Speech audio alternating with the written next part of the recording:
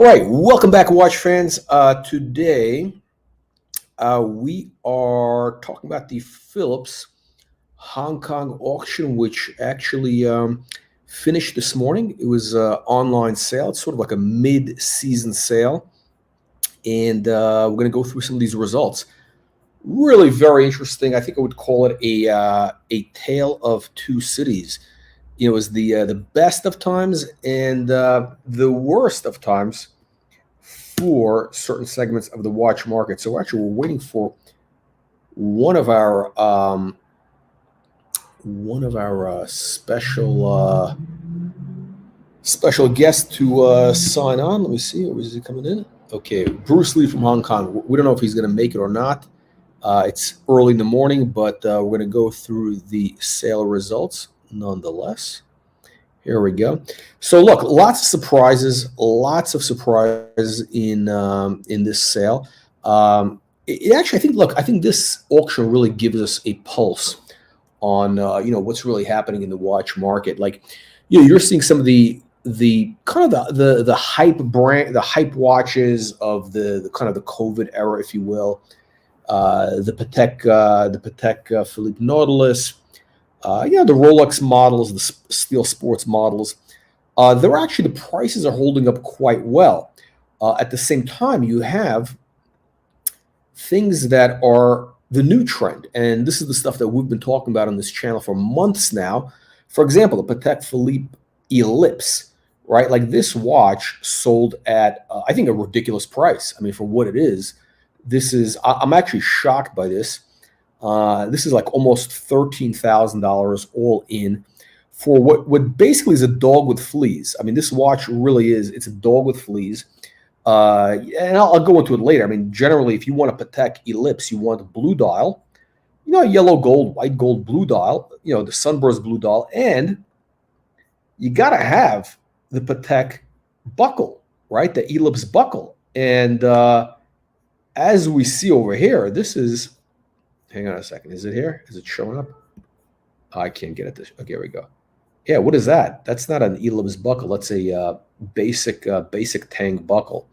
So that is completely wrong. You got this lizard strap, which is not a big deal. It's a strap, but still, you don't want that tacky 80s lizard strap.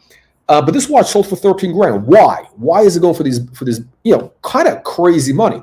I mean, this should be like an $8,000 watch, but it's getting 13 grand because the Ellipse is hot, and people are just chasing it. Anything right now in the Ellipse line, which is actually, I think, a mistake. But look, what do you guys think? Leave your comments below. We're going to go through some of these auction results. I just want to mention that one first up because that is kind of one of the real outliers of this sale.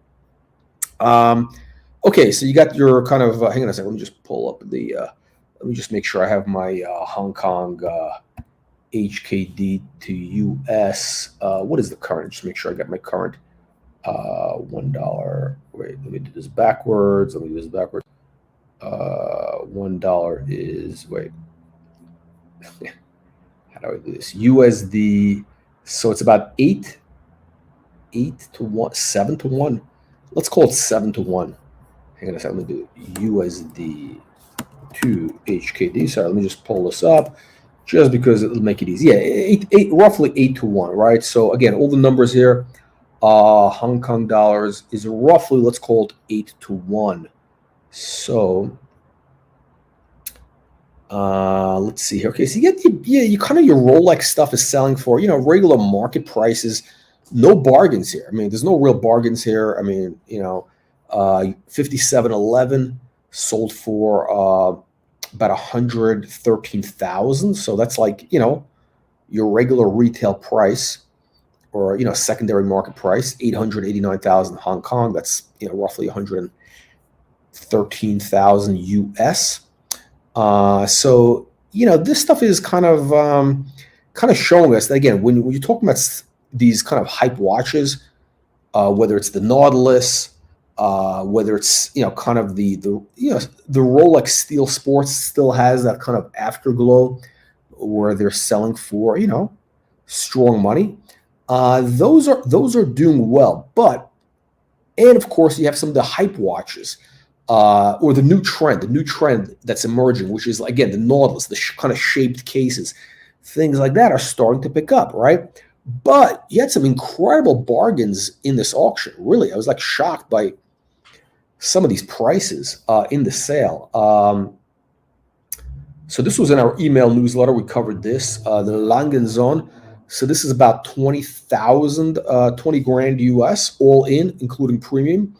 You know, again, I'm not a big Lange fan, but this is a really stunning watch, pink, gold, black dial. I think this is like, there we go, Kevin, welcome. I think this is like everything you want in a Langenzon. This is it. You got the big date, you got the classic look, 20 grand. And these are going for about 27 grand on the secondary market, roughly. So, it's a nice deal. How about the Audemars Piguet Royal Oak Dual Time on a strap? Now, this is, I guess, sort of a special edition. It's not that big of a deal. I never heard of this retailer, Restivo. I actually don't know them. Let me see. What is a Restivo? I should have done a little bit of research before we did this, right? But I don't know Restivo. So who is it? They did 22 pieces on the dual time. Let's see. So 254. Let me get the calculator. So 32,000 US all in for that watch. It's a little high, actually. It's a little bit high. Still a little bit high. So it's not a bargain. Not a bargain at all. So the market it's kind of weird. Like some things we're seeing some bargains, but again, like Royal Oak, Audemars Piguet, Royal Oak, again, they're still, the prices are down. I mean, they're down probably from what it was, but I would have expected this thing to be going for like, maybe 25 grand compared to everything else. But this is like a retail price, basically. No bargains here. Let's take a look. How about perpetual calendars? So what we're seeing is we're actually seeing some real weakness in the dress watches, even like desirable stuff like this Patek. Here, hang on a second. Let me do so this is 62 grand. This is 62 grand is actually full set or a full set. I don't know. I guess it's okay. It's sort of not a nowhere, not a bargain, not anything. It's in between, right? In between. I think these go for maybe somewhere like 70 grand retail, maybe. But it's not really a desirable watch. I don't think so.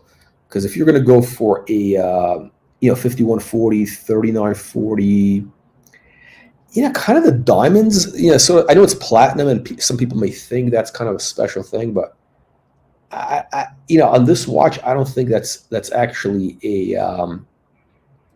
I think it's actually negative because these little diamond markers, they're a little bit too small. I think people want that classic look with the stick dial, the stick markers. That's the more classic look. This thing just looks a little messy. But there we go. Now this, again, we got some of the vintage stuff is going really cheap. So this was 152,000 Hong Kong, and that is 20 grand US. 20 grand US. So, not a bad deal. Again, you get the diamond markers, but here it's much more, you got more space to work with. And I think this is a small dial, right? This is what is it, 32 millimeter? 31 millimeter. So this is like a little bit small, frankly. And again, I don't mind classic size, but 31 millimeter for early 90s, it's a little bit on the small side. So I'm actually surprised. That's a pretty good price, right? Surprising. So we're going to go through some of these bargains here. Now, this is interesting, right? So the Vacheron Overseas Dual Time, which It's a watch we've talked about. I think it's actually a really, you're getting a lot for your money here. You're getting this dual time watch, right? The straps are interchangeable. And this was, I think, what is about 17,000 all in. I think retail, though, they're about 19. So it's not, it's not sort of, it's right there. It's not quite, no big surprises either way. But I guess this tells us, look, the market is relatively solid for these kind of more modern, recognizable watches. But let me show you some real bargains here. I'm going to show you some things I think kind of really slipped through the cracks. I'm actually waiting for Bruce Lee to hop on. I don't know if he's going to be joining us. Let me see here. Oh, sorry, wrong one.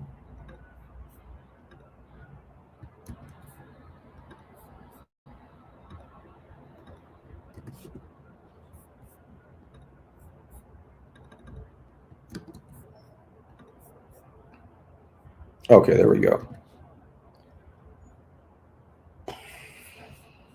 Okay, so let's take a look here.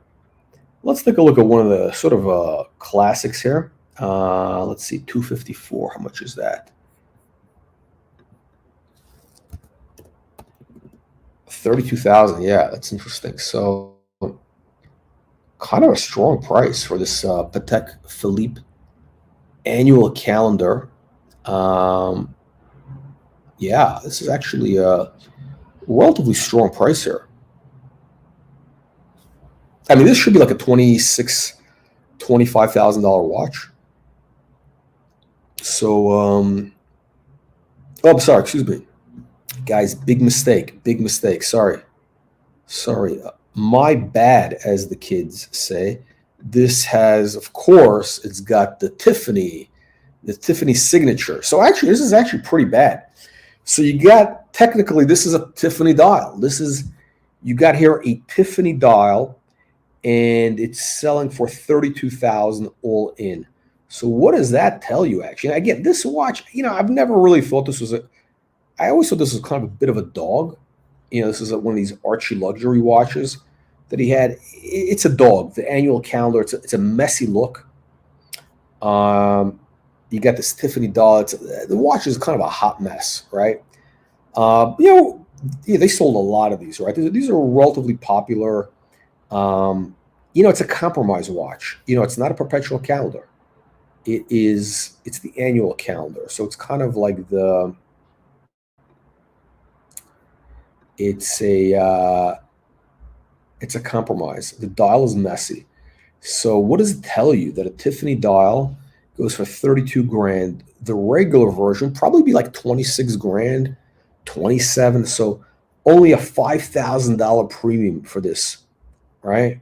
Which is interesting, right? If this was a Nautilus, Tiffany stamped Nautilus, it would be double or even triple the regular price. And we have actually an interesting article where we talk about this, like these Tiffany dials. How much value? How much more does that add? How much should you be paying to have Tiffany, the Tiffany stamp on that dial versus one of the other retailers that's actually much more significant than Tiffany, whether it's Gubelin, Bayer, what's the any of the Italian retailers, any of the more exotic countries out there. It's kind of interesting, right? It's kind of very interesting to see this kind of divergence, right? On this watch, kind of the delta for the regular version versus the Tiffany dial is 5,000, or a little tiny bit, versus on a Nautilus or a Hype watch or an Aquanaut, it would be 2x or even 3x. So that's, I guess that, what does it tell us? I don't know. It's interesting. I don't know. What are your thoughts? So, all right, here we got a beautiful watch. This was like, I think this is kind of a bargain. Roughly I don't know, roughly 12 grand, I think. Beautiful watch, right? Look, this is beautiful, kind of a pink gold. You got kind of a pink gold dial, manual wind, which is great. Full set. Now, I'm not familiar with this. So this is like, I guess, a limited edition, technically. Wu Shang. So this is a Taiwan. Excuse me. This is a something made for the Taiwan market, for this Taiwan retailer. Very interesting. Let's take a look here. Excuse me. Got some allergies here. Okay, so let's take a look. Now this, interesting for me because, you know, I have one of these. So a 3940 Patek 3940. Wow. This is a little bit low. I mean, this is like kind of a cheap price. So roughly 50 grand. How much is 406,000? Let me see.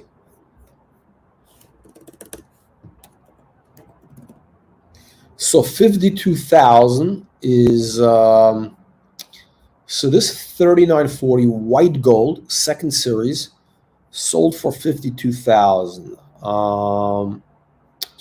Okay, so what do you get? Let's see. It's a full set. It's got the box. It does not have the deployant, so that's like 3,000. It doesn't have the winder box. I'm not sure if they made the winder at that time. I don't know if they did. You know what? I'm not sure if they actually did a deployant for that particular. They may. I'm not sure. They may or may not have done a deployant for that in 1992. It's a good question. Hong Kong. Let's see. And it's got the outer box. So, so these are. I mean, the last series is going for roughly, you know, 75 grand retail, right? So you'd expect it to be about 65 at auction. This one looks a little bit banged up, frankly. It doesn't have the deployant. I guess it's an okay price, 50 grand roughly. I don't know I don't know too much. I don't know the real details. We haven't seen it in person, so we don't know the real condition. Let's take a look here. Okay, so, but the 3940s are moving up in value. They're definitely moving up in value. So I'm actually surprised to see that thing sell so cheap. Okay, now this is kind of, I think, one of the real surprises of this auction. You got this Breguet World Time, which is a beautiful watch. I mean, this is just a beautiful, beautiful watch, right? You get a world time. You even have a date. Okay, I don't really need that date window at the bottom there. You know what's interesting? Look at this kind of a map. You see this kind of world map type of motif. I think the Aquanaut copied this. I mean, it's definitely copied by the Aquanaut. And this thing is from when? This thing is circa. Okay, I might be wrong. I might be wrong. This is 2000s. The Aquanaut is like late 90s, I think. But I mean, the Patek Philippe Aquanaut was just a copy of the Hublot, right? You know, the rubber strap thing. It's just a copycat. Okay, so this watch basically sold for 9 grand. Okay, a world timer, with a date, yellow gold. Nice case. I mean, you know, the crown looks a little bit funky. You could say all sorts of things or whatever. It's a little bit funky. You can't argue. Wow, look at that. And it's a big size. This is a 38 millimeter watch. I mean, the crown actually looks quite beautiful from the side, right?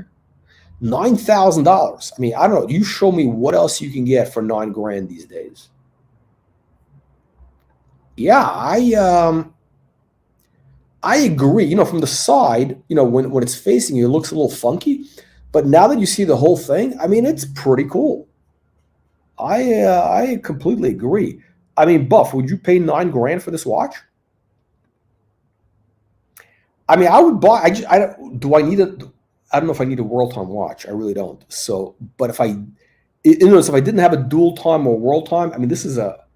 I mean, this thing is like a steal, and these go for roughly, 13,000, retail list price. So, whoever got this watch for 9 grand all in, I think they got a bargain. I think they get themselves quite a bargain. It's a beautiful watch, stunning. Does it have a deployed clasp?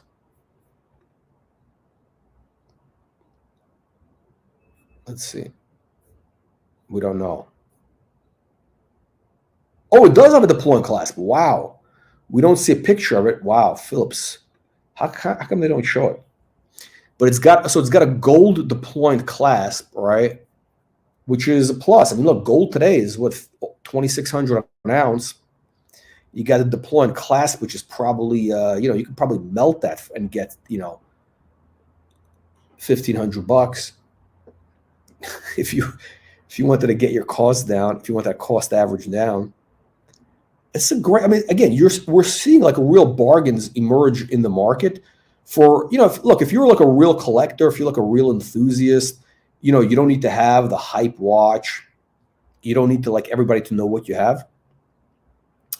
Which occasion would you wear this? Well, this is like the Archie luxury watch. That's like we call it like the world timer. I always call it like it's like the kind of the sex tourist watch. It's the watch you wear, Bangkok. That's like the Archie thing.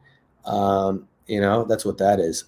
No, okay. All kidding aside, you can wear that watch anywhere. I mean, the watch is just a cool watch, and I mean, it's telling us kind of where the market is right now. So I think the takeaway, I would say the big message from the Hong Kong sale today, and again, this is a bellwether auction, right? Hong Kong is, you got, it's probably the most sophisticated watch market.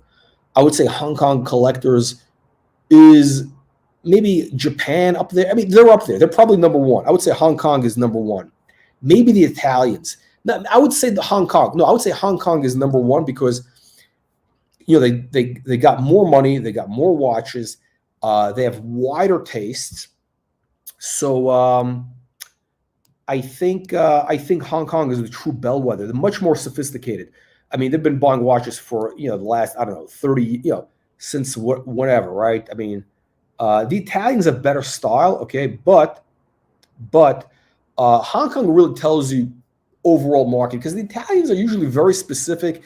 Their tastes are very particular. Their tastes are very particular to certain things. But so it's telling us that if you know to pick your spots, you can exactly Buff. That's you put this on a rubber strap and there you go. It's water resistant.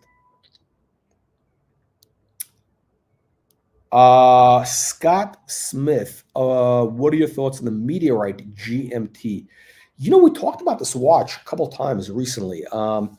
Actually, we had a guy, we had a few people who owned one.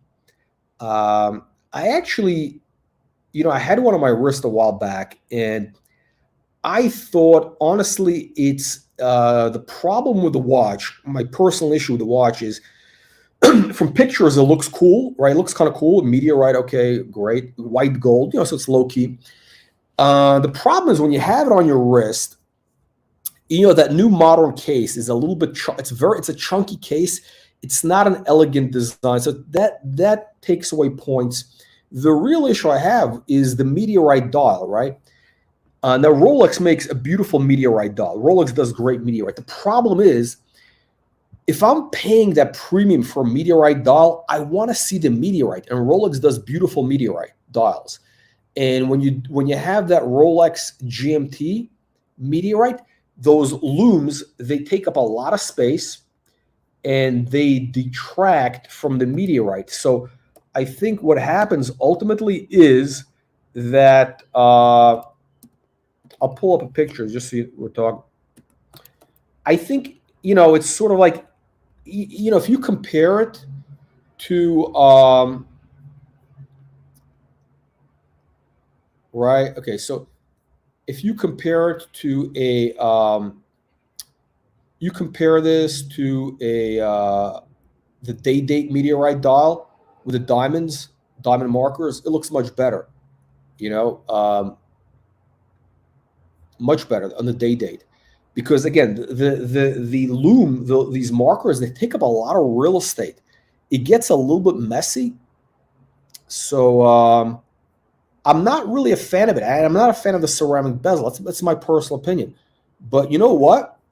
If you can deal with it, again, this is, you know, these things are personal. It's not like I'm not the guy wearing the watch. Also, frankly, I'm biased because it's too big on my wrist. It's a little bit too big on my wrist. It doesn't look right. But yeah, look at this. They're going for, you know, 47 grand. They're going for 47 grand right now. So I don't know. I would go with the date. I would go with the date. If you really, I think, Scott, the question is, do you want a GMT, or do you want a day date, or do you want a meteorite? Like, you want both? Because you're basically making a compromise. I mean, technically, here's the other issue. I mean, essentially, this GMT, it's supposed to be a travel watch. You know, it was made at a time when people wore it for, like, you know, I mean, like, you had guys in the military wearing it, guys in the Green Berets were wearing this in Vietnam. You have guys in, you know, the SEAL Special Forces guys who wear the GMT today. They're not wearing a white gold meteorite, right? They're wearing, you know, steel. And I don't think they're wearing ceramic, because that watch was made to take a beating and to be a little bit low key. But now that you're doing white gold meteorite, are you going to take that watch on I don't know, you're going to take it traveling when you go to, I don't know, some third world country, or you go to London or whatever? I don't know. I don't know about that. So you're making a compromise. Hey, we got Uzi back in the house. Uzi Luxury Watch Channel. Gold root beer, full gold root beer. That's the GMT. You know, I think it's a question of taste. Whatever you want, man. It's like, because once you go that direction, it's like, you know, it's really what you want, right? So anyhow, let's go back into the Phillips auction. So, you know, we're seeing bargains, but I'll tell you what, the Rolex GMT, I mean, that, I think, what is it? It's 50 grand. What is it retail? What's the list price right now? The list price is, I think, 45 or something like that. I don't know, 45? 45 list, I believe. You might as well. If you really want one, you can get one for, you know, you saw the numbers, like 48 grand, 49 grand, easy. Under 50 all day long. I think those are going to come down. I'm kind of concerned about a lot of the precious metal Rolex, especially even the meteorite day date, which is a beautiful watch. But even if you can get it at list, would you do it? I have a feeling it's got a little bit of air in it. It definitely has like some air that needs to be let out of that bubble. It could drop 10 grand. I mean, it's not going to be catastrophic, but I could see it dropping, you know, 15%. Okay, back to the Vacheron day date. We saw the blue dial. Here's the black dial. Again, these are about 20 grand. What is this? This one is, I think, a newer version. I don't know. The blue dial was nice. You know, they make one like this in the white dial, which I think is even better. But okay, so I'm not going to talk about these over here because I don't follow these models so much, right? But let me show you some real bargains that fell through the cracks. Now, this kind of is interesting. We got a Datejust yellow gold. This is early. How much was this go for? So this went for roughly 10 grand. Roughly 10 grand. Not bad. I mean, this is, you know, these are relatively rare, right? I think this is a pretty good deal. Again, I don't know the details. We don't know, you know, the real condition. You know, a lot of these vintage watches, you don't know really the condition unless you really see it, right? Like, we don't know what was done to it. We don't know the details. I'm just kind of seeing the picture.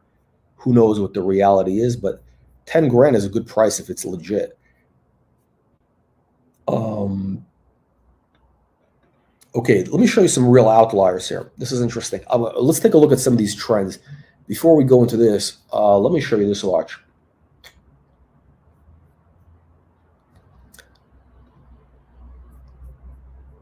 So we got here the Audemars Piguet Quantième, the perpetual calendar, right?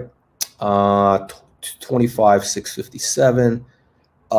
These are, really cool. And I remember, before I bought my Patek 3940, I was looking at this as an alternative because the Patek at the time was like, they were like 40s and 50s, right? And these were like around 8 grand. They were 8 grand, 9 grand all day on Chrono 24. Depending on certain issues. And I was, I made a mistake. The problem with these vintage watches a lot of times is,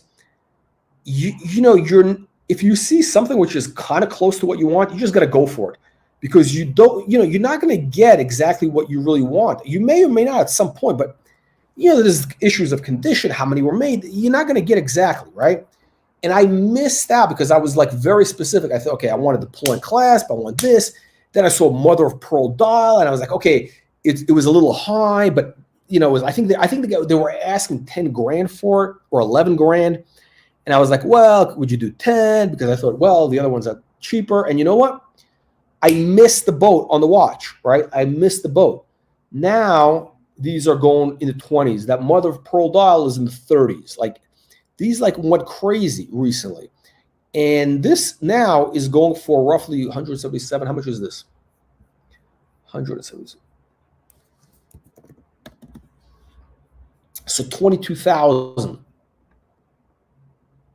So this is 22. Now, okay, this is a full set. Everything. I mean, it's wow.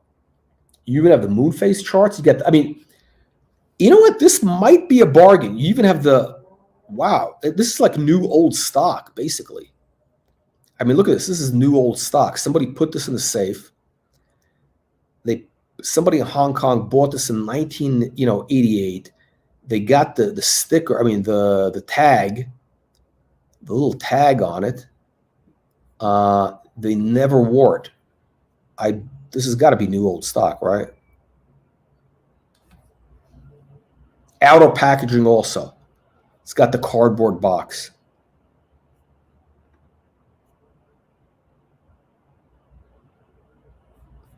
That's actually, you know what?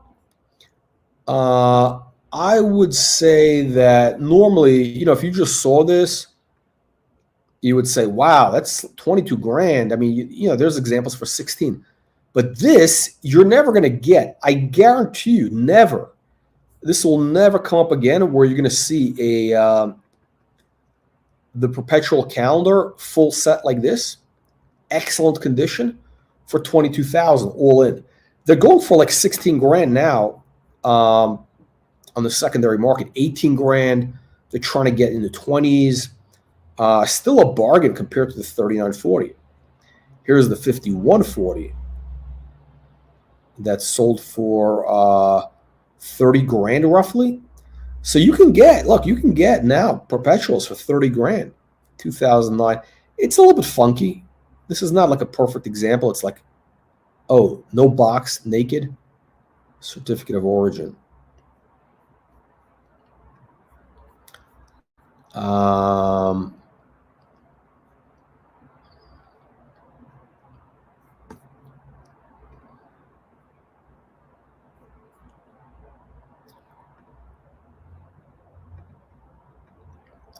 Interesting, right? So let's take a look here. What else were some of the interesting watches?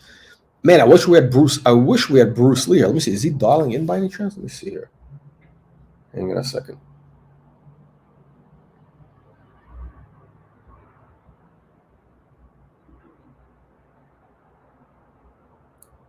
Hang on a second.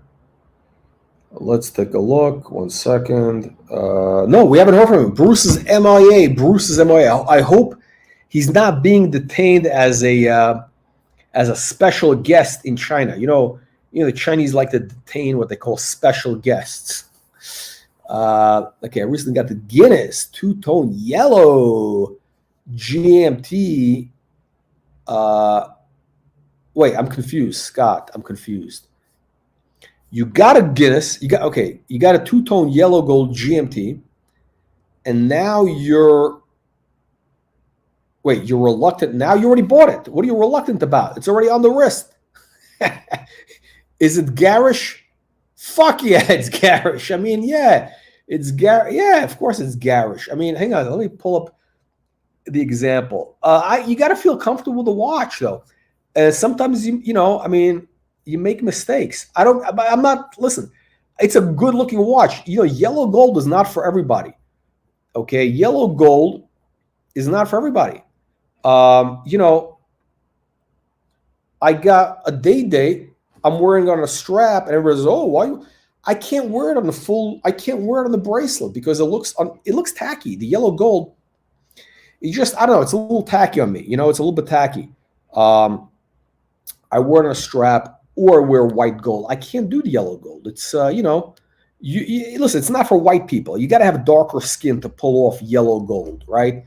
If you're like Indian or something, you're black, you could do yellow gold. I'm sorry, I hope I'm not going to get also comments, oh, you're racist. No, it's the reality. Okay, white people don't look that good with yellow gold. You got to have darker skin, or you got to have a really dark tan. If you have a really dark tan, yellow gold looks good, especially if you got, you're like an old guy, you're like an old fat guy, Miami Beach, you got white chest hair, sitting on the beach, and you got the yellow gold watch. You got a bit of a belly, and maybe you have a boat.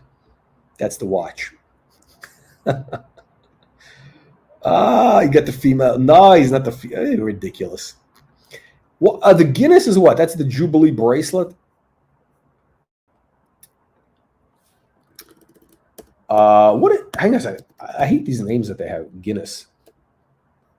That's so dumb. Here we go. There we go. Full gold. This is the watch Scott got. Scott, you know what it is? You have to hop on the live stream and you have to show us the watch in person. You got to show it on camera so we could give you an honest opinion. You don't have to show your face. You can just, go show the watch on camera. We'll give you an honest opinion. I'm not here, nothing, we don't have any axe to grind.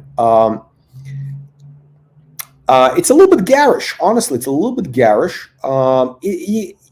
It's not. You gotta have, again. It's not for everybody. It's hard to tell.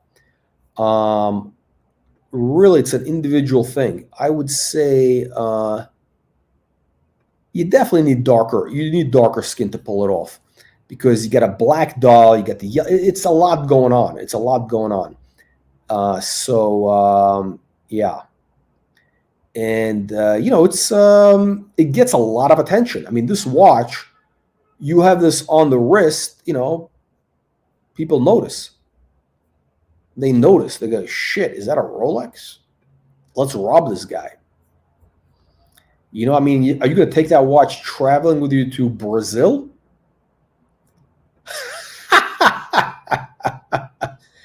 There we go. Look.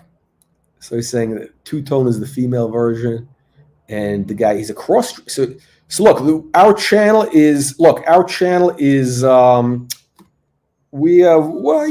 very accepting of all lifestyles and cross-dressers or whatever, no problem. I told you, what the listen, you gonna do a super chat or what, Uzi? Come on, man. You gonna do a super chat or what? Sitting in a dark room. This sounds kind of a dark room. The whiteness. Just go in the other room, man. Just go in the other room. Oh, this guy must. What is this guy? This guy must be like in some third world country, because on the East Coast it's only 8 o'clock. So this guy must be like, I don't know, in the UK or Europe or whatever. Yeah, I would not wear that watch in the UK. I mean, I would not wear that in London. It's, there we go. Oh, there we go. Okay, Uzi, we gotta, oh shit, hang on a second. Look at this. Oh, East Coast. Are you sleeping that early? Come on, go in the other room. Turn on the computer. Show us the watch. Show us your Rolly. We got Uzi super chatting here. Okay, so what is the question? Full gold. Hey, Uzi, you got to tell me, what's the model number on the root beer? I would go with the root beer. I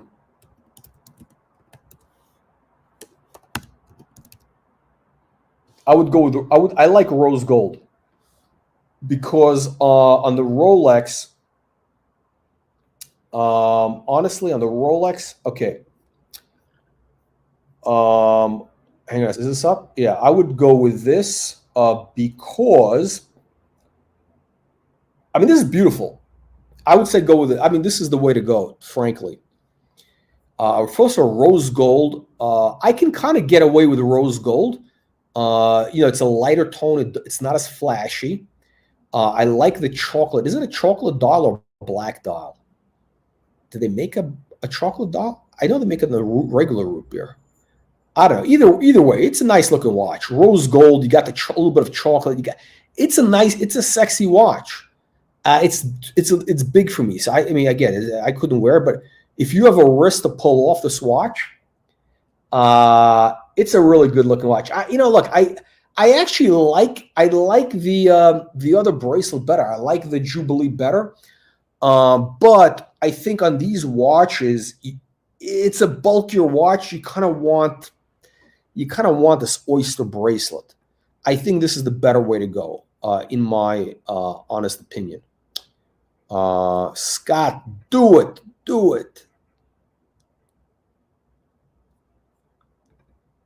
40 millimeter.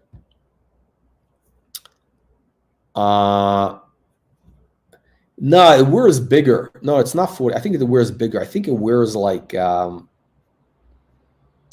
I think it's 41. I think it's 41. No, it's 40, but it wears, no, it wears, it's got a weird, the case, it's that super case or whatever they call it. I just don't like it. And the lugs, I think the lugs are just too wide. It just bothers me. It's again, it's like if you have a big wrist, I think it's a good watch. I just don't like. Yeah, to me, it's like I don't know, whatever. It's not my thing. But I think if you're going to go with the GMT in gold, I would go with the rose gold. I think the rose gold is more. Also, here's the other issue. The black blends in better with the rose than the yellow. It just works better. It just does. It just does. It just does. All right, so let's go back to Phillips. Let's go back to our good friends at Phillips.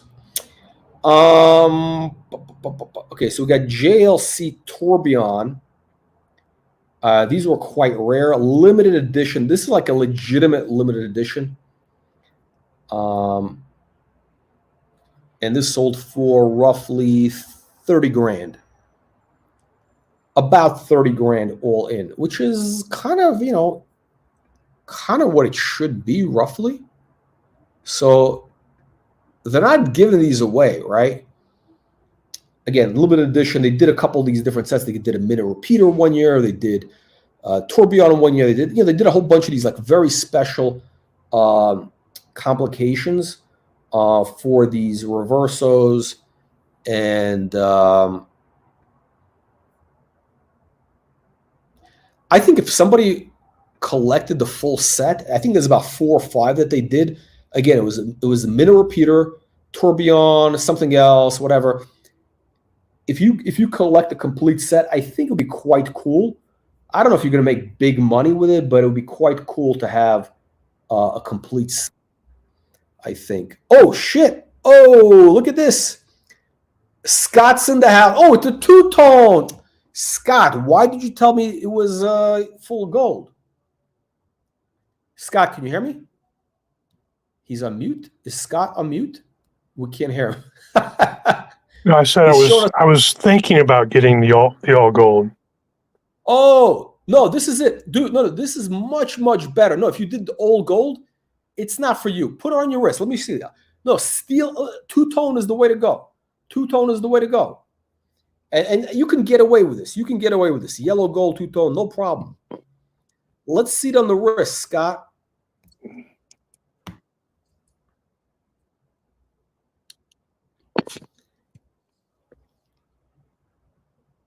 Oh, shit, that looks like money. I mean, no, okay. See, no, that looks, I mean, Scott, seriously, that watch looks amazing on you. Really. It's a great look. The yellow, you know what I just realized, which I've actually never seen this watch in person. I've seen the photos. So when you see it actually here on video, the yellow on the gray, I think that's really what makes the watch work. The yellow, you see the yellow colors on the gray and then the black? I mean, I think that's a great look. I mean, it's a good look. Now, when did you get this? Yeah, I think it looks great. When can you hear me? Okay, it seems like there's like a delay. I'm getting some lag here, but I got it about 2 weeks ago. Oh, congratulations! Congratulations! And where did you get it from? The AD? You bought it set? Tell us the story. Tell us the journey. How you got this?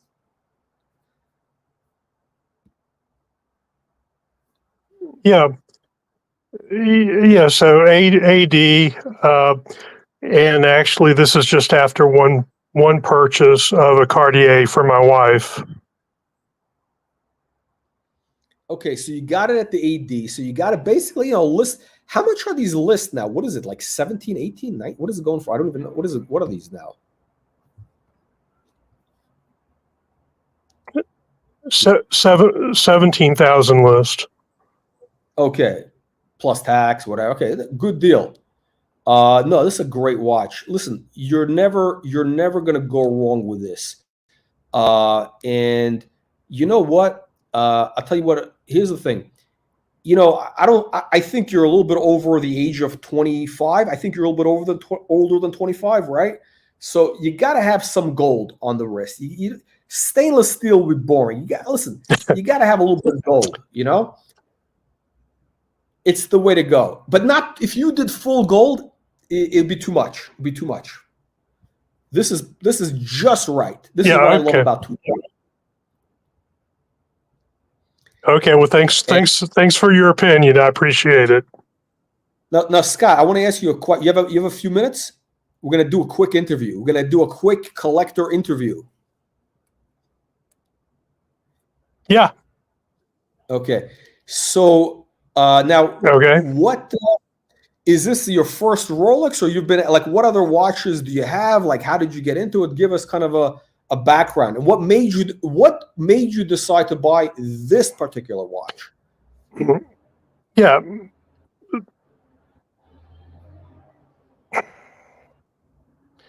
Okay, so my son got me into watches, and he's like 26, and I've only been into watches about 3 years, and I got this watch at the second AD that I have a relationship with. The first AD, I got a Datejust and a Deep Sea and a no date sub and a few other non-Rolex watches. Okay, so you've been at this for a while then. I mean, because you have that's kind of a pretty wide collection. I mean, you got like 4. I mean, I'm not keeping up with the math, but it looks like you got already like four. You're like a Rolex fan basically, and you started 3 years ago, and now you got about 4 watches, all from the AD.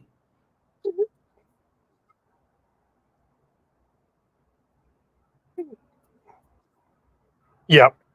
Oh, okay. So we got a crazy delay. Where are you? I mean, are you in where are you, somewhere in the woods? I mean, there's like a 2-minute delay.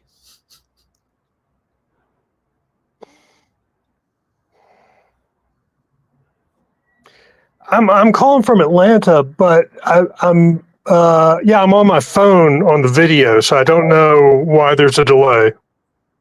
Yeah, I gotta tell you though, we're getting excellent quality video. whatever phone you're using, the quality of the video is amazing. It's like super crisp. Is that an iPhone? I mean, it's super crisp. I mean, I don't get this type of stuff.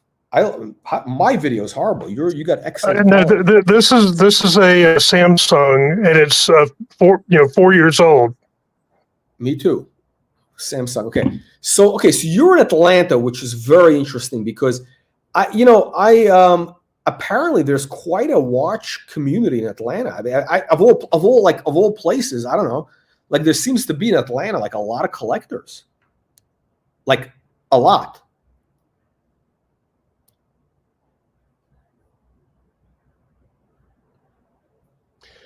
Well, there's a lot of money in Atlanta, so a lot of people can afford them, I guess. No, but there's a lot of money everywhere. I mean, not but you know what I mean? Like, I don't know, LA. Actually, no, I guess. But Atlanta, I don't know how many people in Atlanta. I don't know what the population is, but in other words, I guess what I'm trying to say is there's a lot more. I see this sort of like communities. There's a lot more. I don't know, for whatever reason, more of a community in Atlanta than there is anywhere else. I don't see like a community, a collector community in Miami. And there's a lot of money. There's a lot of dealers, a lot of collectors, but there's no like community. Atlanta is like, what's the size of Chicago or Boston? Boston. I mean, in Boston, we don't see like a real, commute, whatever. So it's very interesting. But anyway, so this is a great watch, great choice, especially for Atlanta. It gets humid in the summer, even in the winter. So this is like a year-round watch. Great look. And now, are you into dress watches or just steel sports type watches?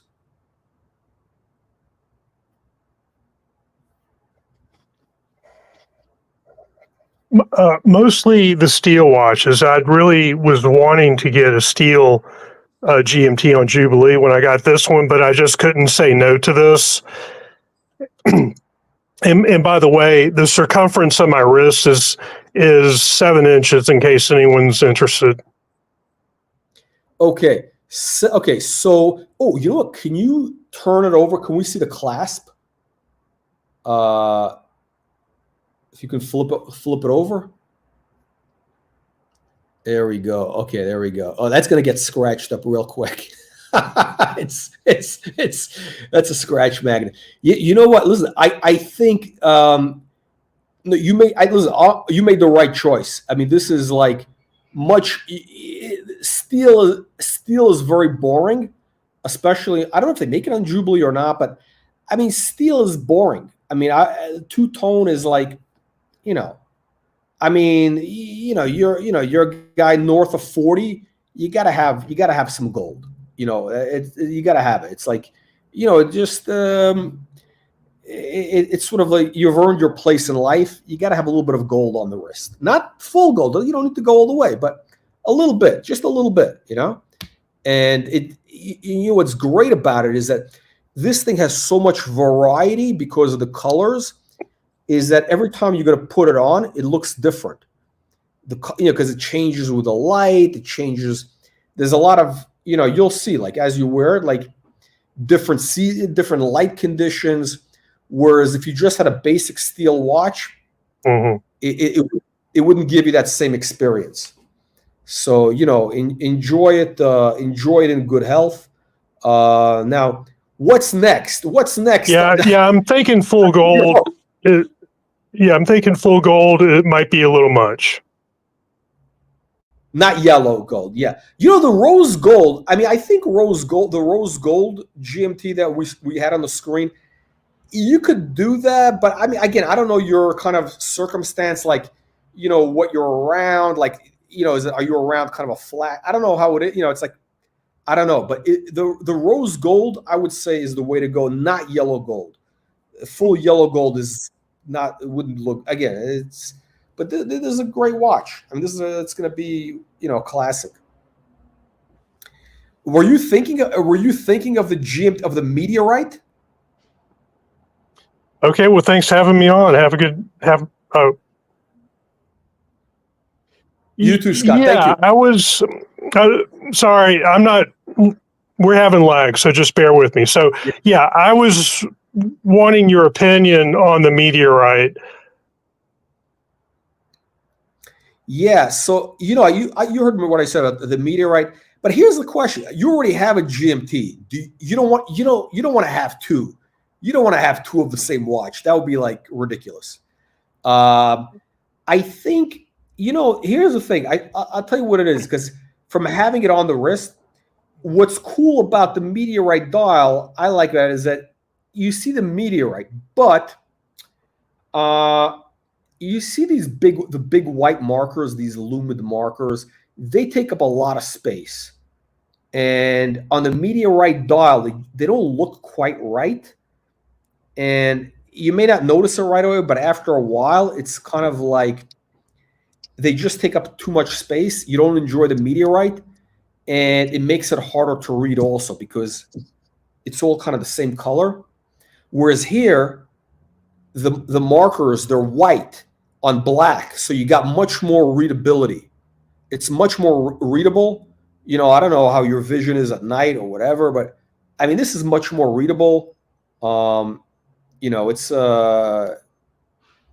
and I would say, if the meteorite dial comes down in price, maybe if it gets something like really stupid, because at some point, if it got into like, let's call it 30 grand, if it dropped to, let's say 30 grand, 35 grand, I would say it's a good speculation because, it's more rare. It has that collectability upside. These are not rare. These are mass production. The meteorite is rare, but the price is still very high. So it's kind of like, the value. I don't think the value is there on the meteorite. You know what I mean? It's like, I don't know. So, all right, Scott. Thank you for joining. Are you a subscriber to our free? All right. Well, thanks a lot for your advice. I appreciate it. Great, Scott. Make sure you subscribe to the newsletter also. Here we go. We got long delays there, and lags. Okay, hang on a second. There we go. Okay, boom, back. We are back. We're talking about auctions. So this thing was a decent price. So, again, these guys who are saying, oh, the watch market is dead. The watch market. No, you're seeing right here before your own eyes. New trends developing.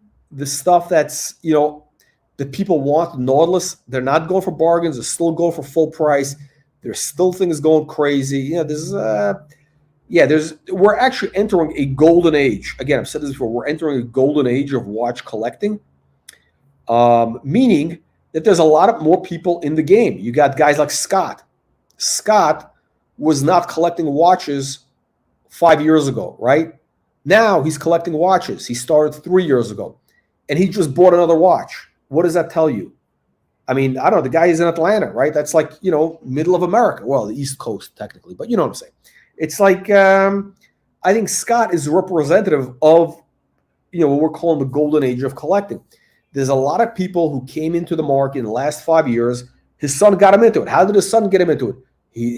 He's in his 20s. He has Instagram. He sees all the celebrities have watches on Instagram. They start talking. That's what happens. Then you take Scott, you multiply that by, 100 million, and then you take that to other countries. Same thing is happening. Now, a lot of people who started in collecting a couple of years ago in COVID, a lot of them were tourists. They were just in and out, whatever. But then you have guys who got into it and they're hooked. Like Scott is into it. Now he just got a GMT. Now he wants a full gold meteorite. That's how it works. So that's what's going on. Now, why am I mentioning this? Okay, why am I so bullish on the market, guys? Because I have some breaking news for you guys. Got some breaking news. We got Uzi in the house. Uzi, we got breaking news. Uzi, turn on your camera. What's wrong with you? What is wrong with you? You're on a high-class channel here. We got breaking news, and you're hiding behind this thing here. Can you hear me? I hear you. I don't see you. Yes. Oh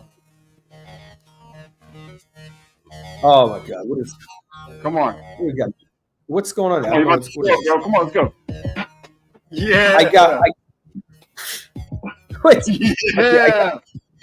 I got I got one guy with delays. I got one guy with a broken camera with some, busted down. We got bad YouTube going on here. Okay, Uzi, can you turn on your camera? Or what? You're in hiding? Yeah, I'm in hiding. My All right. hairline's going back a little bit. I'm a little self-conscious about that. Oh, that's okay. It's okay. Oh, that's where you wear the baseball cap. Oh, you one of Yeah, those my guys. hairline's going way back. Don't be a pussy. Don't be a pussy. Let us. You're I a got. pussy. Listen. Look at this. Look at this, man. So which full gold root beer or the full gold Guinness? Genius. I think the root beer, because a rose gold I think looks a lot better. Now I had a breaking news announcement which I was going to share, and that is, Uzi, you ready for this? Yes, go ahead. Uzi, did you know? And I'm gonna before I get into the announcement, I'm gonna give you a little preamble. Did you know, Uzi? Did you know that the watch market is a $31 billion market? We're talking about the used market. The used watch market is $31 billion. Did you know that? I've heard you say it before. Yes, you've said that before. Okay, so that's bigger than the car. Actually, you know this better than I do. How big is the used car market? I don't think it's 31 billion. Maybe it is, but close. Got to be bigger than that. It's huge. It's got to be huge. Yeah. Okay, so here's what's interesting. Now, Uzi, I know you're into crypto or whatever. You're into, palladium. Now, I'm a stock market guy. That's my specialty. That's my day job, really, right? And Yeah, you're a day my trader, real. right? Ooh, that's hot. I'm not a day trader. My volume was hot. Okay, go ahead. I'm not a day trader. So basically, what and this is what people will find out. I might as well go expose myself. So what my day job has been for many years is basically I help companies. I help make stocks go up for public companies. So I find undervalued publicly traded companies, usually in the small cap, early stage companies that are undervalued. I get them in front of a lot of investors, and then their stock goes up. Now I'm doing this since 1997. Long time. I think it was called The Wolf of Wall Street. I saw a movie about No. that. That's a different guy. That's a different guy. No, I'm this guy. So this is a book that I wrote. It's a number one bestseller. That's my name, by the way. That's my real name. Number one bestseller on Amazon. It's called 10 Bagger Blueprint. What it is, it's my proven system for finding stocks, how to get in on the ground floor of stocks that go up 1,000% or more, 10x, or 10 bagger as they call it on Wall Street, right? So in the last couple of years, I've had 12 stocks that increased between 1,000 and 5,000%, right? So a couple of years. So as an example, we had a 5-cent stock that we introduced at a nickel, and it went to $2.50 in 4 months, right? So the point is, I know a little bit about stocks, right? Now, here's the thing. The watch market is $31 billion, and there's not a single pure play public company in the watch space. Meaning, if you're an investor, right? If you're an investor, you want to invest in platinum companies, mining companies, gold, palladium mining. There's a bunch of them in Canada. You want to invest in, e-commerce, a bunch of them. AI, a bunch of them. COVID, whatever, a bunch of all that. Watches. There's only one company, and that is, you know who that is?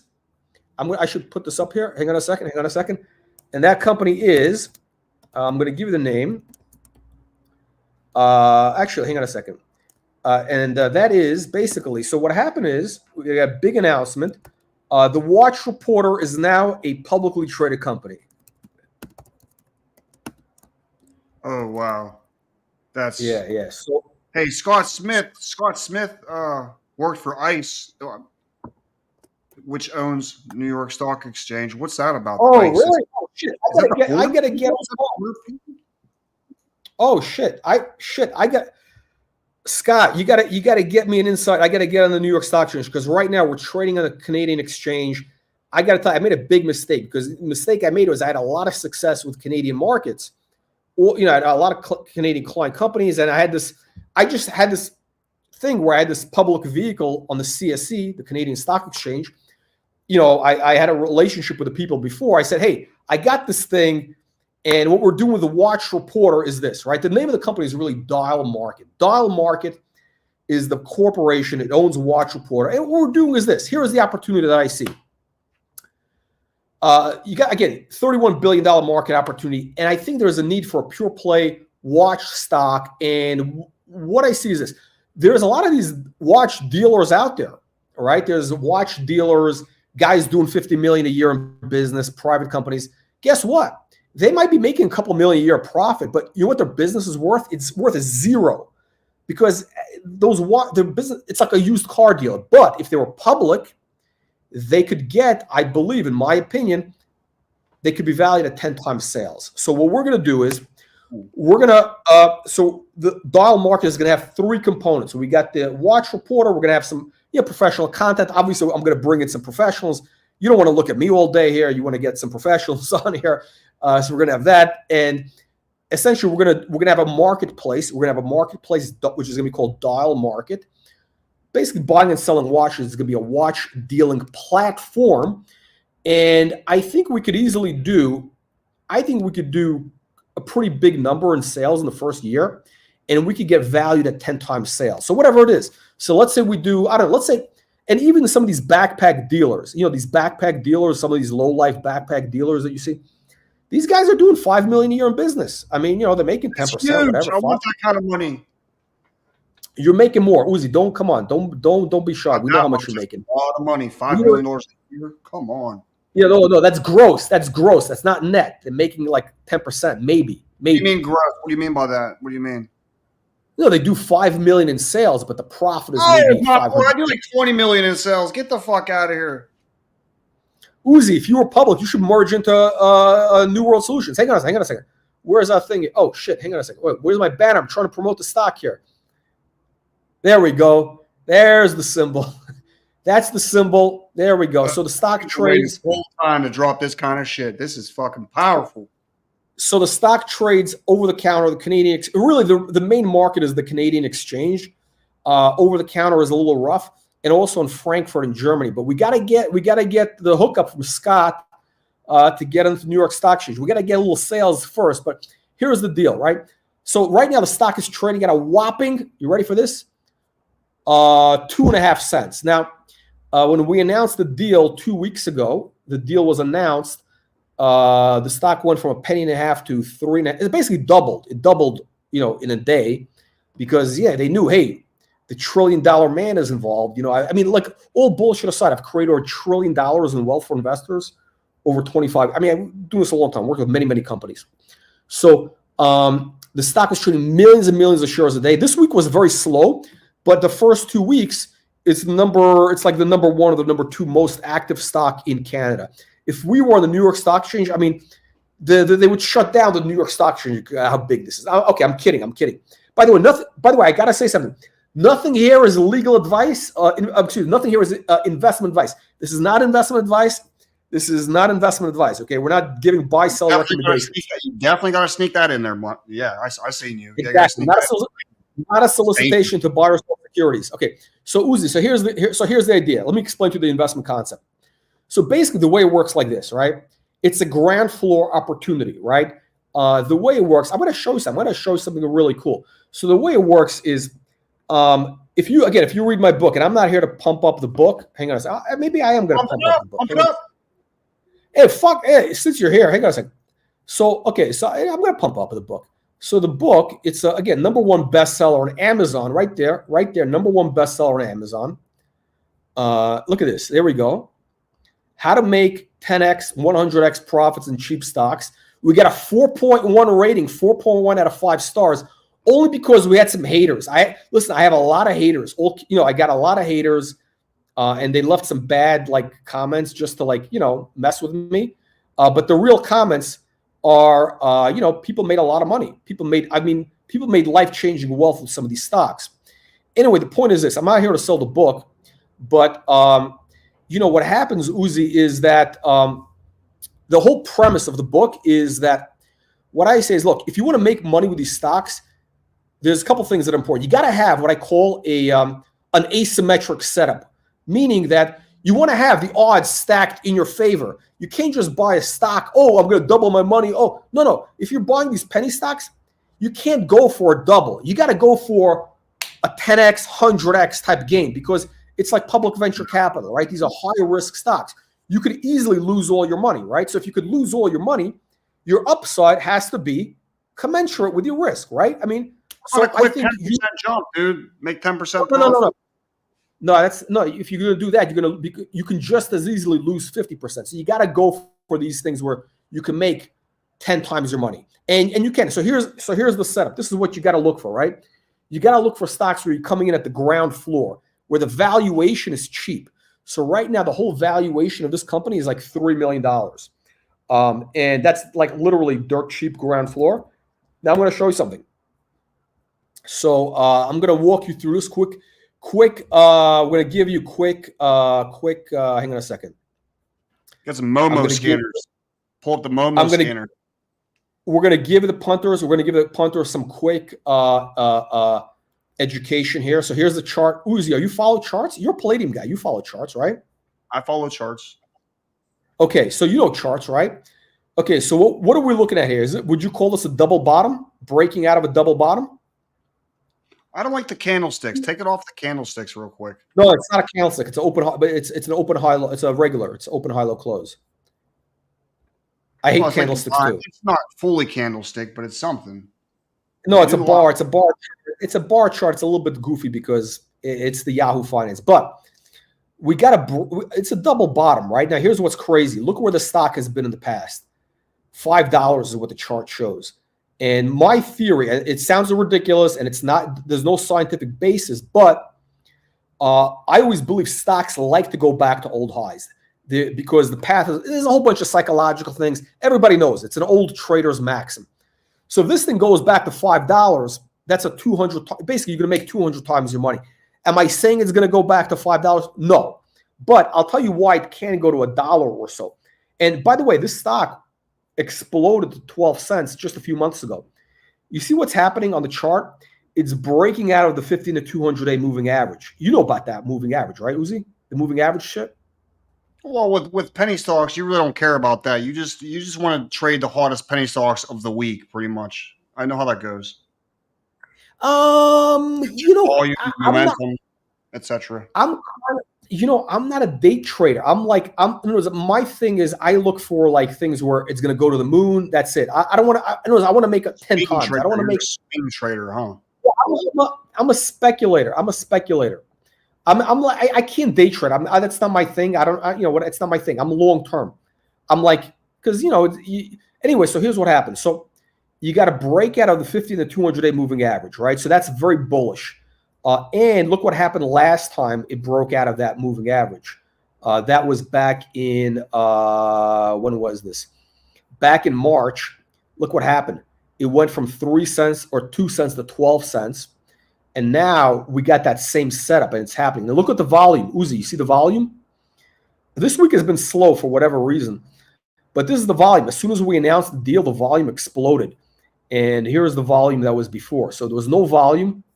Once they knew we're doing the watch business, pure play, there we go. Volume explodes. And we got the news. Look at this, Uzi. Here's the news. We got the news. New World Solutions. That's the parent company. So they own 51% of Dial Market, which is, Watch Reporter, basically. And, we got the watches, blah, blah, blah, market opportunity, blah, blah. By the way, next week, we're going to start talking about the stock. We haven't talked about it yet. Very few people know about this. Uzi, have I mentioned this anywhere yet? This is the first time. This is being mentioned for the first time. I like it. This is perfect. You're getting a breaking news story. Now, what's the ticker on that? Okay, so the U.S. So here's the problem. The U.S. ticker. I showed you the Canadian ticker. So it trades in the U.S. as REGRF, right? And the problem is, if anybody buys this over the counter in the U.S., for the next month, the trading is still kind of screwed up because we got to do a 15C211 filing or whatever. But it's not showing you the right information. The stock trades like 200,000 shares, but you got to put in limit orders. You cannot do market orders, so you got to be very, very careful because it's got a crazy bid ask. It's all like ridiculous. But it traded like 200,000 shares today. So it traded like 1 million shares the other day. Here's the thing. Look, the bottom line is, again, I'm not here to toot my own horn, right? But again, you want to have with these penny stocks, you want to have all the odds stacked in your favor. With any stocks, you got to have the odds stacked in your favor. So number one is you're getting in at the ground floor. You got a dirt cheap market cap, $2 million market cap. You got the chart breaking out, right? Let me see. Let me go back to the chart. You got a breakout on the chart, which is very bullish. It basically, the market is basically telling us that this is a buy. So for all the Canadians out there, news is the symbol. For the Germans, it's RT5 in Frankfurt. Where can you buy this at? It's not on Robinhood. I don't see it on Robinhood. Oh, Robinhood is for pikers. No, you got to get a real account. You got to go like Interactive Broker. You might try Fidelity, REGR. You might try Fidelity, but I would say you got to go. You got to do like Interactive Brokers or like Trade Zero. You got to get like a more sophisticated brokerage account, which will allow you to trade this. Because what's going to happen is about a month from now, then it's going to be on Robinhood and everywhere else. But by then, I think the stock could be trading a lot higher. Again, not advice, but exactly, Gildan, exactly. So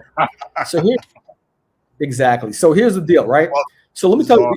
So the odds are in your favor because there's three things going for you. Number one is you got the story. You got the cheap market cap. You're coming in at the ground floor, as you can see on the chart.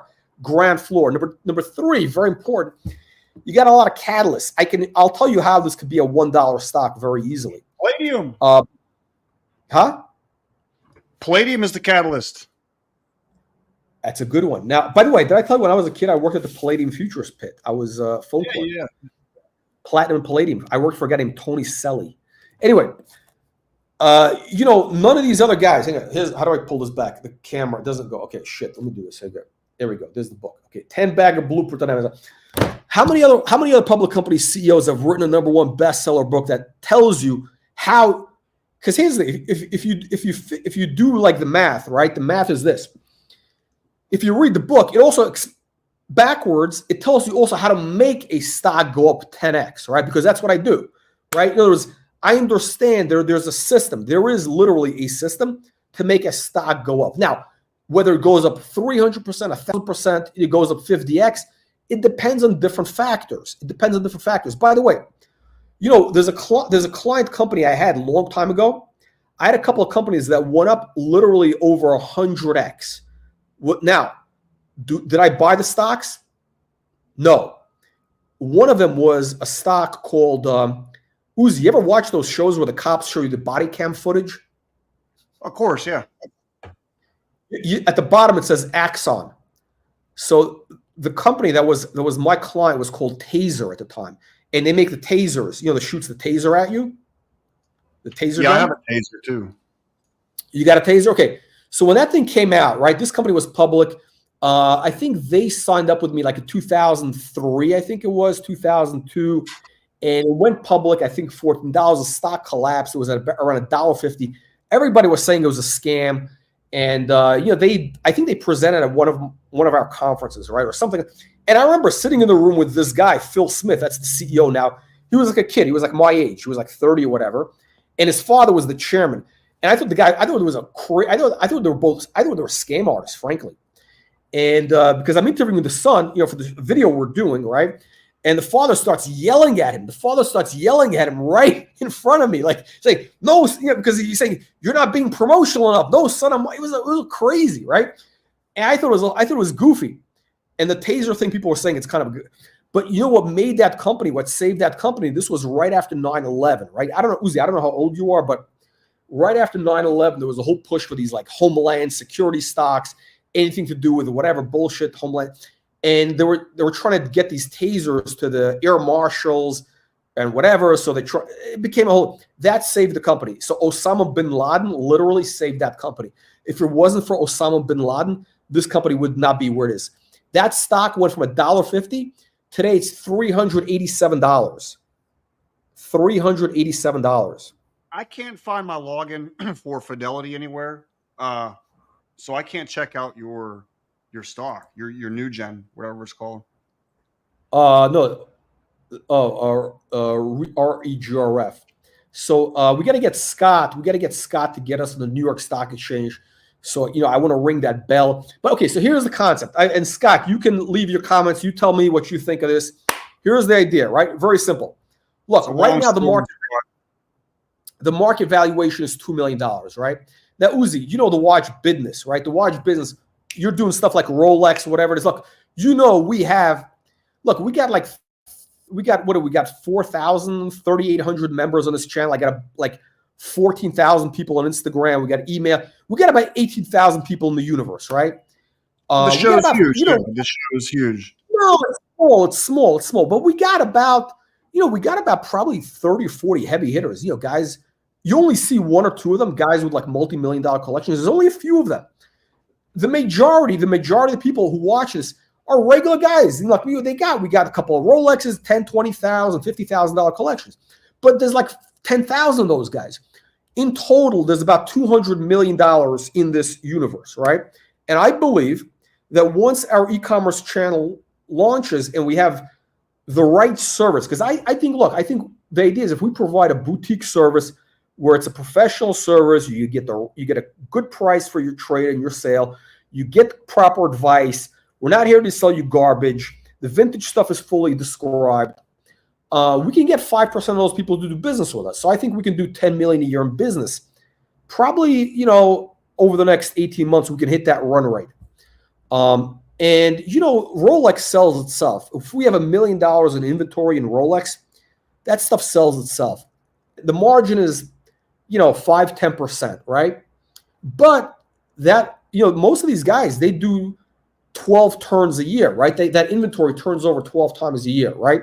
So if you're doing the math, if you're following so far, if we're doing 10 million in revenues, right, which I think we could easily do off of a $1 million base in inventory, which, we can get, that's a $100 million valuation, right? I think we can get a 10x multiple.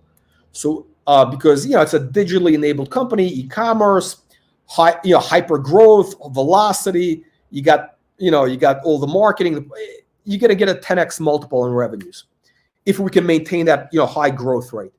So that's a $100 million valuation. You do the math, divide that by the number of shares outstanding. Let's say there's going to be 200 million shares out. Right now, there's about 120 or whatever it is.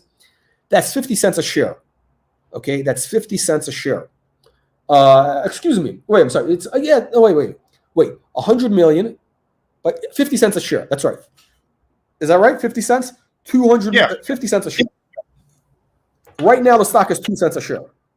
So if I'm right, if we do things right, now again, there's a lot of things that can go wrong. It's all, so, we got a plan, execution, etc. But if we do it right, basically we put together the inventory. I got to bring in, here's the thing. I got to bring in a few key people. I got to bring in a good buyer because I'm not going to do this. I can't, that's not my talent. I don't know how to buy and sell watches. I mean, I could buy, whatever. I can't buy and sell watches all day. You the guys are professional, right? So we got a couple of guys shortlisted, whatever. But but there's a million of these guys, right? We got a public company. We can give people stock. Everybody can make a lot of money, right? We can pay people in stocks. That way, it's a win-win situation for everybody, right? So people are going to be incentivized, right? So a guy comes in, so he's going to make money. He's going to get a percentage of profits, right? He's going to get some stock options. So if he produces, right, if this guy turns over that inventory 12 times a year at a 10% margin, he's going to get a good reward, right? He's going to get some options. He's going to make, I'll tell you what, he's going to make $1 million from his options, right? I wrote your ticker down. I'll be trading it on Fidelity Monday morning. Not advice. We're not giving investment advice here. This is not a buy sell recommendation. Okay, now back to the pitch. Right? Do you guys recommend me buy the REGRF tomorrow, Monday morning, guys? I'm desperate here. This guy sounds like he's got a really good company to invest in. I just need some help. Uzi, are you shilling? You're not getting paid for this stuff. No. Anyway, so okay. By the way, it also trades in Frankfurt. Actually, the Frankfurt market is more liquid. So if what's his name? Who's our German friend? Who's our good German friend? What's his name? Jonathan Higgins III, Quayle Higgins. He can buy us in Frankfurt. He's done. RT5 is the symbol, right? So Anyway, bottom line is this, right? So I think we got a path for this thing to go from 2 cents to 50 Could you cents. pull up the lines, please? I'm too stupid to read the verticals. Can we put it in line format, please? I'm trying. What you talking about? A straight line? Yes, the line format, the normal little. No, it is. No, it is. It is. No, it is. The problem It's is right there, line, dude. Look, it says line. The first fucking thing. Oh, you want a basic line? Oh, you Yes, want a basic. line? Yeah, the lines. Oh, Click this the is what you want? You want this? lines. That's what you want? Yes, Okay. that's where I get my I mean, intuition from. Lines, lines. Okay. White lines. Okay, so you see what's going on here? Every time this thing breaks out of that 50 and the 200 moving average, look what happened in 2021. Look what happened. It went from 14 cents to $4. That's an outlier. Look at that volume. Now look what's going on right now. The same thing is happening. It's breaking out of that 50 to 200-day moving average again. Okay, it's happening again. Listen, it's a pattern. It's a pattern. Listen. Here's what I always say. Could you show a weekly chart? That's how stupid I am. Let's see the weekly with the lines. Yeah. You want to see a weekly? Hang on a second.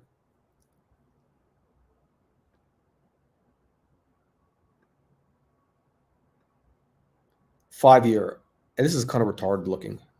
Yeah, it's fucked up. Taking out this 5-year shit. What the fuck is going on? It doesn't get it gets old. It gets distorted because of past data, like crazy. Like, I mean, if you go all the way back, this was like a 90, some crazy $90 number.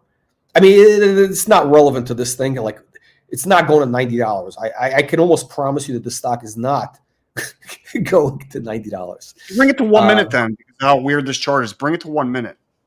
The whole way up. How about we do 4 hours? 1 minute. See what it does. Yeah, it's going to get distorted. It doesn't have. Hang on. Okay, hang on. Here we go. 4-hour chart. Yeah, it's like a year chart though. You want a 6-month chart? 1, 2. Dude, click 1 day. Click 1 day on that. Why are you doing fucking? It doesn't trade that much. It doesn't trade that much where you can see a 5 minute on a day. It doesn't have that much volume. It's not there yet. It's not there. It's got to be. It's not there yet. Hopefully it will be, but right now we're still in the early stages. Like what this stock is, right? This stock is basically, it's like a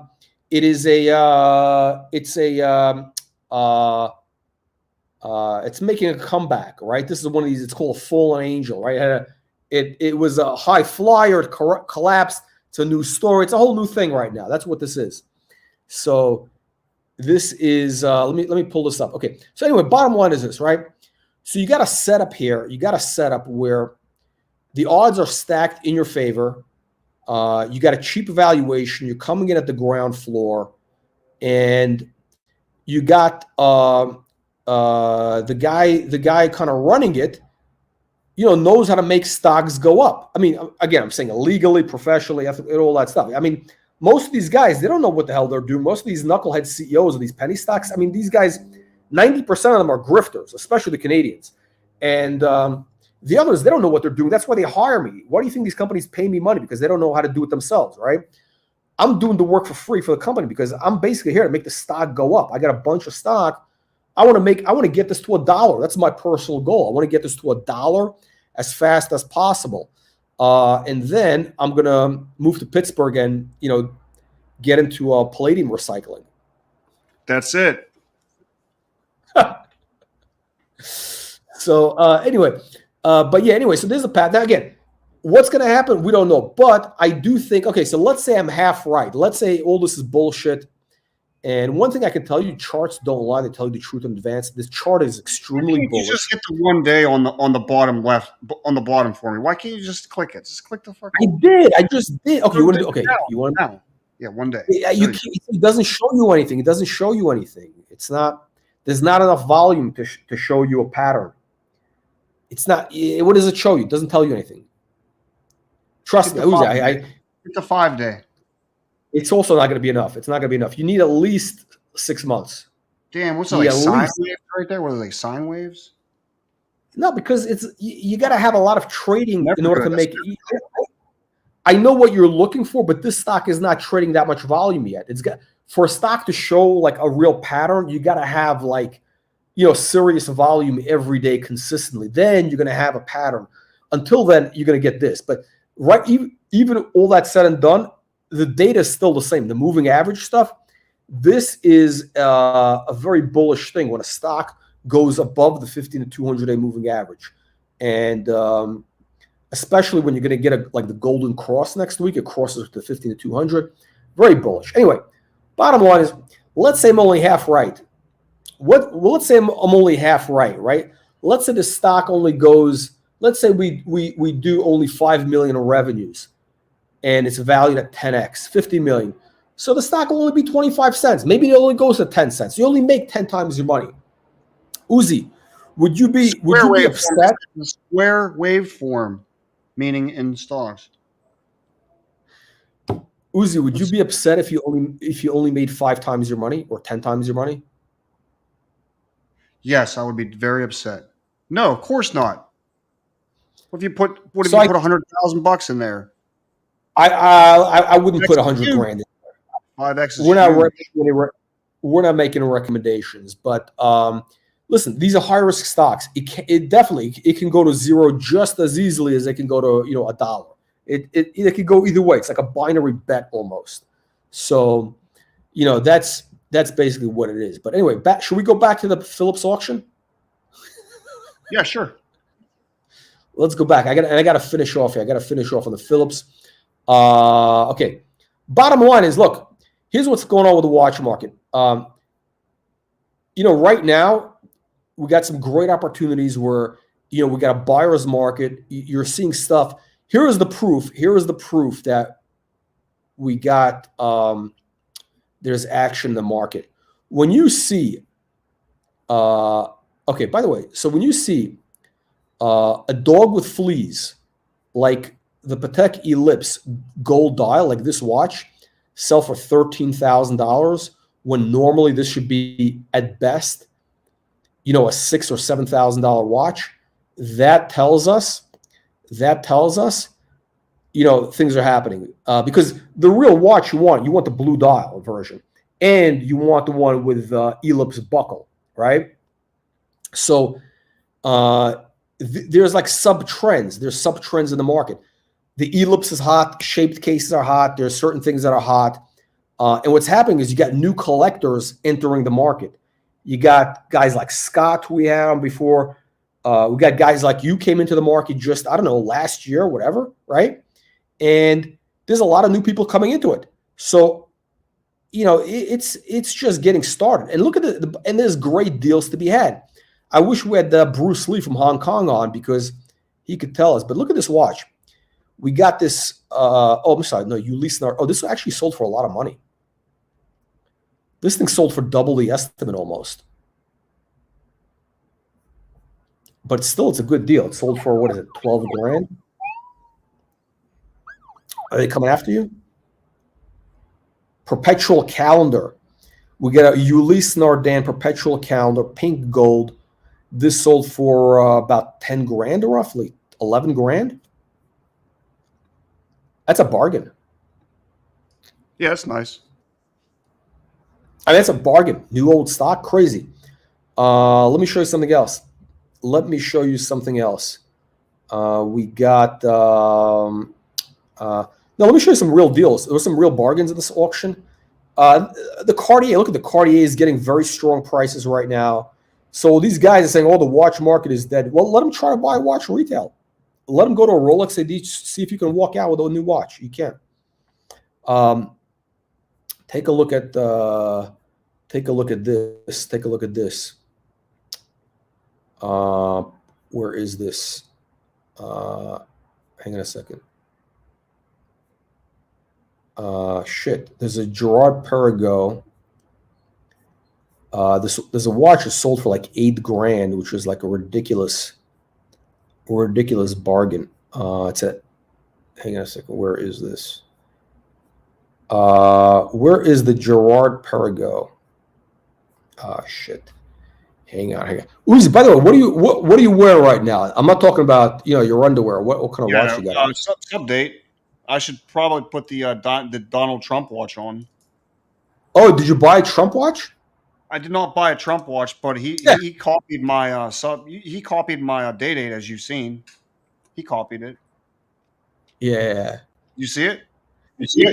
I saw the yeah. I don't know. It's a little bit goofy. I mean, it's like listen, I'm a fan of Trump, but like his his license, he'll sell anything. Yeah, he'll license his name on anything for money. I mean, like literally. I could probably get him. I could probably license his name on for dog market. It'd be cool, a Trump watch company. That's his personality.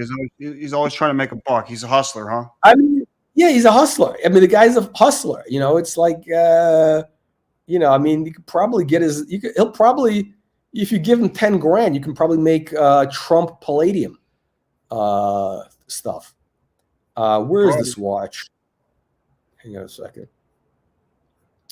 It's going to come up. It's a Girard-Perregaux. And I was talking about this by the way, Uzi, I wanted to bring this up. This is very interesting. So this is a Patek Philippe annual calendar. Our good friend Archie had one of these back in the day. So this goes for like 25 grand normally, right? It's kind of it's a bit of a dog, a little bit of a dog. But this has a Tiffany stamp, right? It's a Tiffany dial. I missed that. And this sold for, guess how much it sold for with a Tiffany dial? How much do you think? I mean, Uzi, a Tiffany dial adds a lot of value to a watch, right? I guess it does. I'm learning, but that looks like an old person's watch to me, so I don't know. It is. It's an Archie luxury watch. Anyway, the Tiffany thing only got 31 grand. So only a $5,000 premium, which is very shocking, I think. But again, the watch is a bit of a dog. It's a bit of a dog. If that was an Aquanaut or Nautilus, it would have sold for 3 times the normal price because people want that stupid Tiffany stamp on it. Makes them feel like I don't know, whatever. I don't know. It's ridiculous. So I actually think that the Tiffany thing, that Tiffany stamp, is the most. It's if anybody buys like a Nautilus or an Aquanaut and they pay that massive premium, they're buying a built-in loss basically, because at some point, nobody's going to be willing to pay that extra premium just for, a Tiffany dial where, it's the same watch.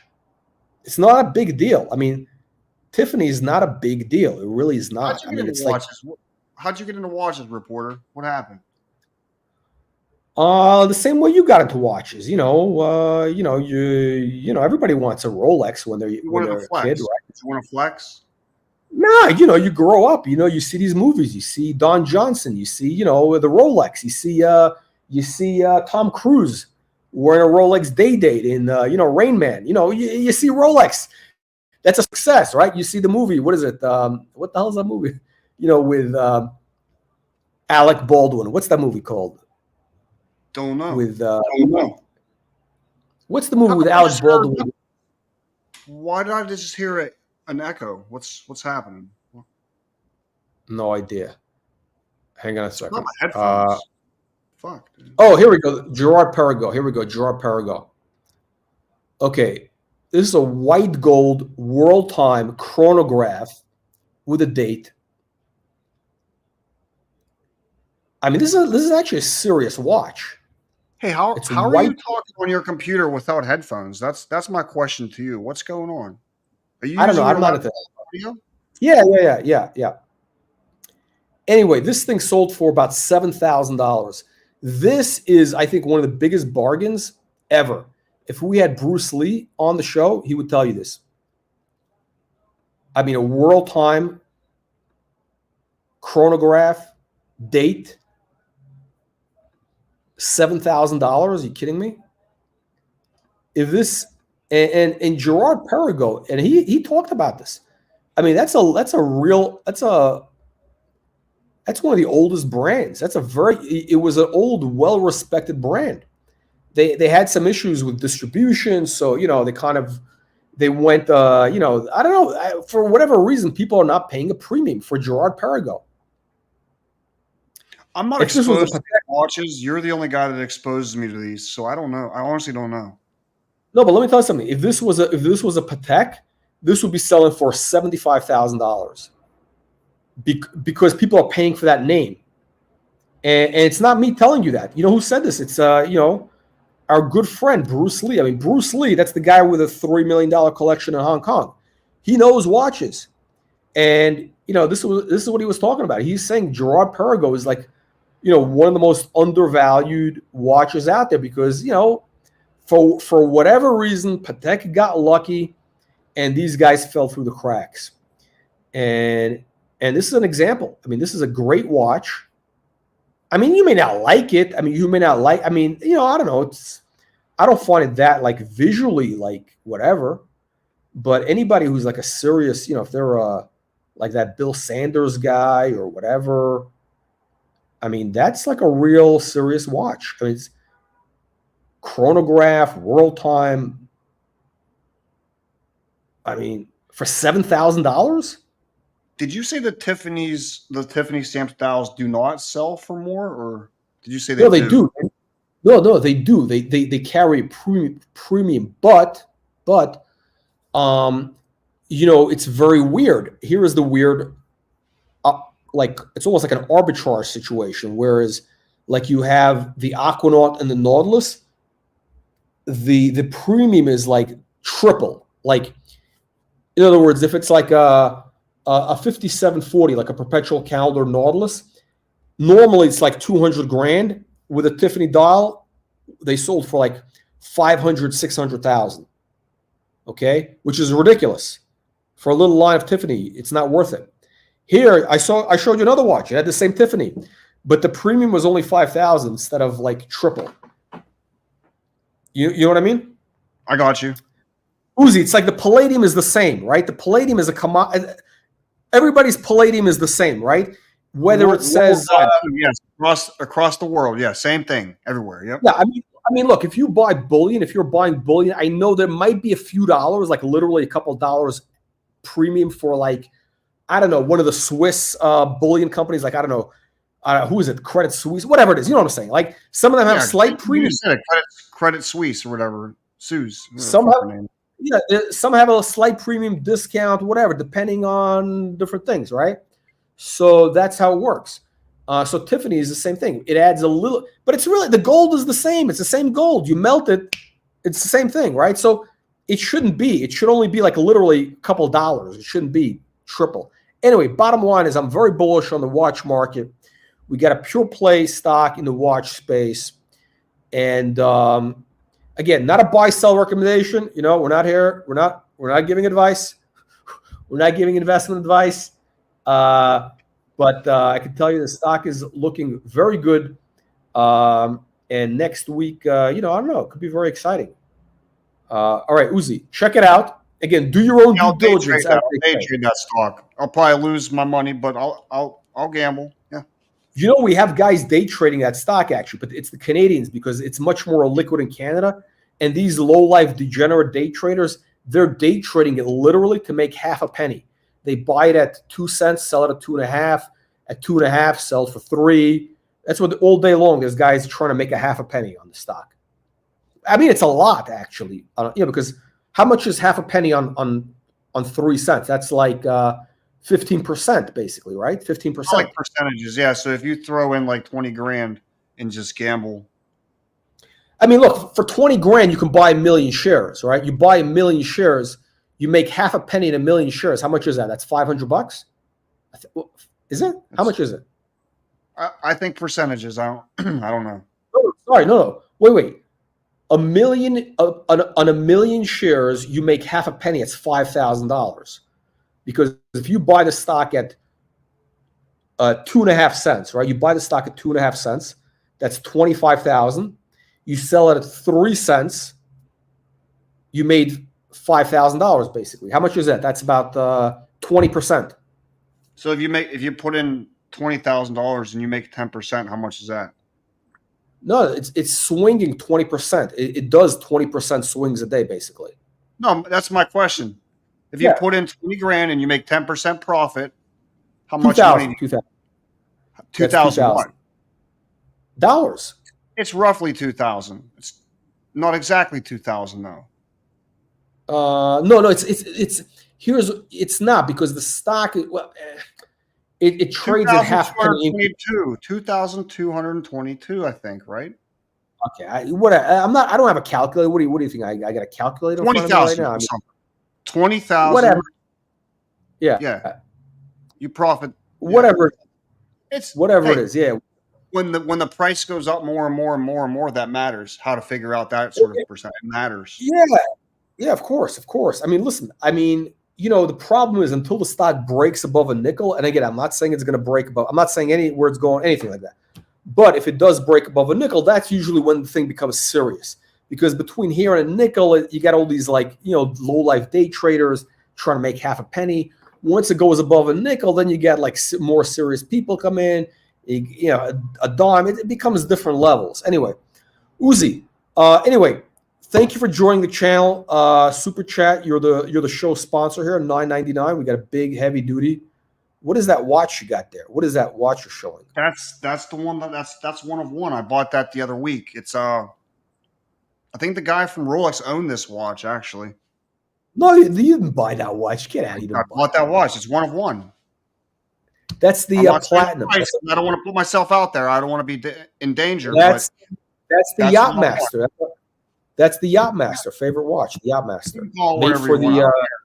I think it was made for the distributor in Germany or somewhere or in South America, made out of platinum or whatever it was. I think it was white gold. I don't know, platinum, white gold, one of those. Platinum, yeah, that's my platinum watch.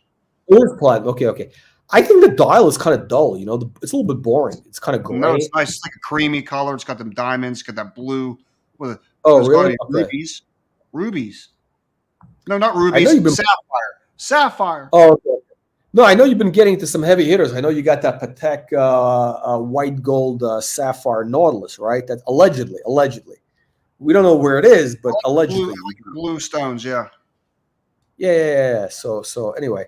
All right, Uzi, listen, thank you for joining. We'll be back Sunday night. And thank you, everybody, for joining. Thank you, Scott. Monday morning, guys. Don't forget to buy the Watch Reporter stock. Not investment advice. We're not here. We're not here. Yeah, sure. All right. Not investment advice. Issuer sponsored content. It kind of sounds kind of looks like regret if you kind of have an imagination. But yeah, all right. No, we're going to change the name. We're going to change the symbol sometime very soon. So don't worry about that. Yeah, we're going to change that. Yeah, the whole thing has got to be. Listen. We're 2 weeks into it. It's a lot of work to be done. This is a lot of detailed nonsense. Anyway, guys, thank you. We'll see you on the next one. Have a great.